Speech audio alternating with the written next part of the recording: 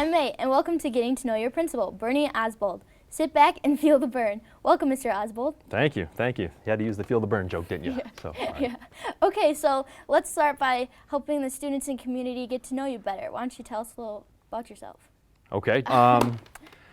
Actually born in Michigan. My family's from Clinton Township area, but when I was very young, I moved to Georgia. My dad had worked down there, so I spent my childhood down in Georgia and moved to Indiana and went to high school there.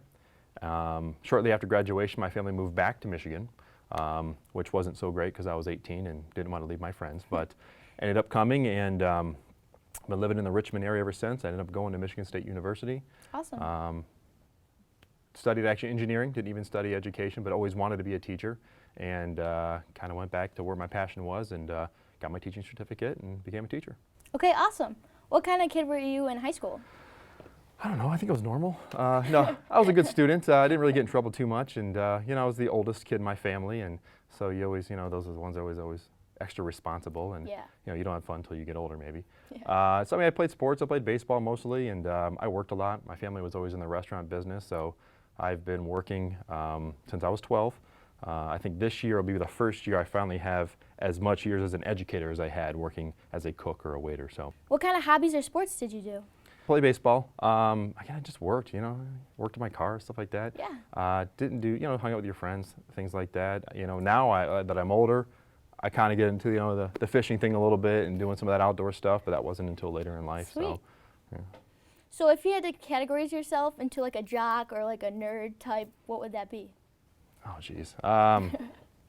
Honestly, I think I was that person that just hung out with everybody. I played sports, so I was friends with the jocks. I did well in school, so you know, I guess I had friends that were nerds. Like the perfect mix.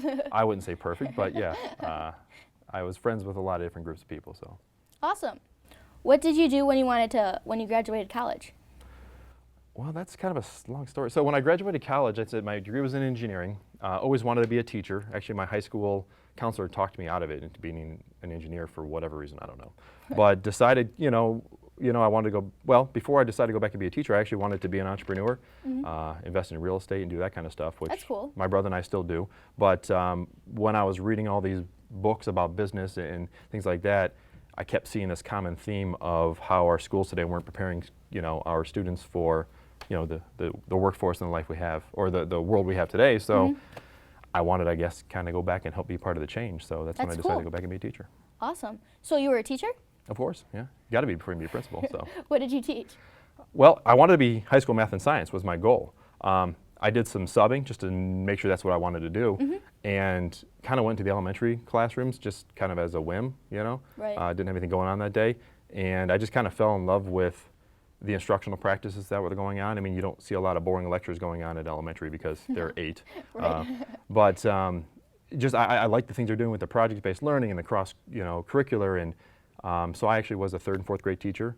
I was also the computer specials teacher for a few years before becoming a high school assistant principal. That's cool. So yeah, I enjoy doing that. Why would you come to Romeo? Well, a few reasons. Professionally, I have been following Romeo for many years.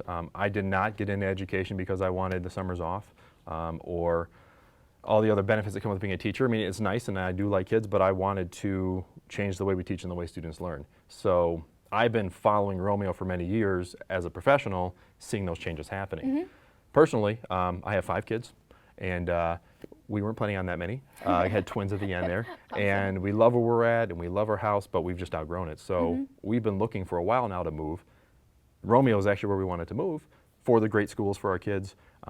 We love the town, and we love how this is a larger community that has all those benefits like great restaurants. You guys have the best restaurants here. But also has that small town feel and all those histories and traditions that go with it. So we were planning on moving here anyway. And when this job was posted and I applied and received it, everything worked out.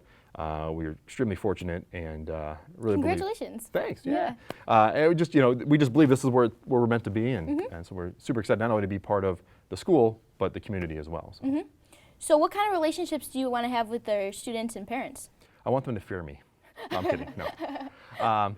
You know, I guess I always wanted to be the principal that I always wanted to have, and I've had some great ones. And I especially at the elementary level, you can do a great job, but you only have 30-something kids a year that you get to affect. Right, right. And I found when you become a principal, you got a whole school that you can impact. So my goal is always, you know, I never forgot what it's like to be in the classroom.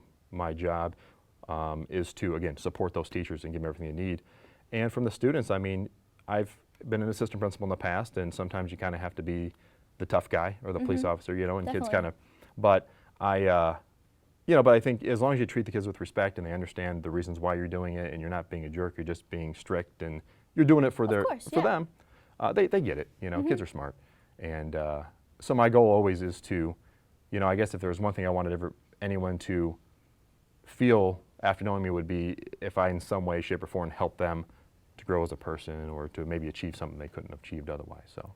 Right, as students graduate from Romeo, what do you want them to take away from high school? Well, you want them to be proud of where they were coming from. You want to have a great education, but you know, my personal belief, and I do believe that Romeo schools feel the same way too, is our job is to prepare you guys as students for life after high school. If that's going into the workforce right away, then we need to make sure that's, you know, you're ready for it. Or if it's getting vocational training or being, you know, an apprenticeship somewhere or for your college, our job is to prepare you for that. So I want them to take away those skills and that confidence and that responsibility so they can enter that workforce or the college track and be successful. Awesome. So we have a lot of traditions here at Romeo High School. I've heard, yes. Yeah, so is there anything you want to add to that or continue this year? Continue absolutely everything. You know, I tell everybody I'm not here to, yes, we're going to make changes and we're going to continue to improve, but I'm not here to just to change things. You've got you got great traditions, a great culture here. My job right now is to learn it and to acclimate myself to what Romeo is. And I've always told teachers, no matter what they do, if their intention is in the best interest of students, I'm going to support them in what they're doing. And for students, no matter what you do, if your intention is to receive the best education you can, be the best citizen that you can be, I'm going to support you in whatever you have to do. That's awesome. So. What do you see the high school being like in maybe 5 years? I'll tell you what I do love. There's a few things. Number one, the size of this district is really perfect for a lot of reasons. It's big enough to have all the nice supports and personnel that you need to be successful nowadays as a school district, but small enough to make these changes that Romeo's currently going through. I've always had this vision or dream, I guess, of having like a high school campus, where high school is more like a mini college instead of like this jail where you're stuck and you have to have passes and, you know. And this is kind of where Romeo is going with the new high school and this new academy model. Right. It's also breaking down a large school into 4 smaller academies. And again, you have all the benefits of a larger school, but you have the more personalized attention and learning that you would get in a smaller school. So it's the best of both worlds. So. Okay, so thank you for being with us today. Congratulations on your new position and welcome to Romeo. How would you like to play a word association game? All right, let's do it.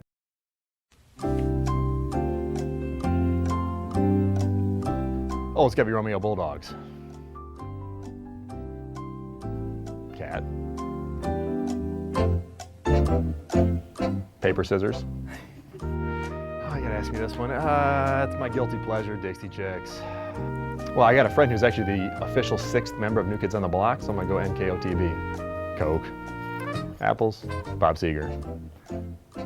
Neither. Sorry. Oh, 68 Camaro.